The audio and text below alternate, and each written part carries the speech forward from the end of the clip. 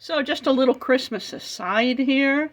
I wanted to show you some of my old ornaments, and I keep these in my china cabinet, which is also, well, this belonged to my parents, so it's not too old. This is from the 70s.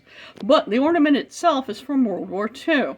This was made by my grandmother, and she used an old tuna can to create this, and you see she sprayed a little bit of plaster underneath and a little angel with her harp in gold in order to make a nice little decoration. And then we come down here and we see the bells that she used to hang. I'm not sure where she got these from. They make a little bit of noise, and they're china with another little item that was sprayed in gold that is plastic. And then we also have my Aunt Edna's little cherubs there with her little snowflakes. She was my grandmother's best friend, so these are, from them. And then somehow or another, we had this little itty bitty bitty nativity scene.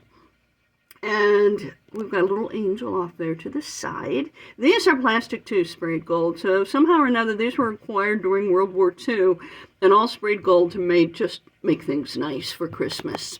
Here we have some ornaments from when I was young. My brother and I would decorate a little itty bitty tree at the end of the hallway.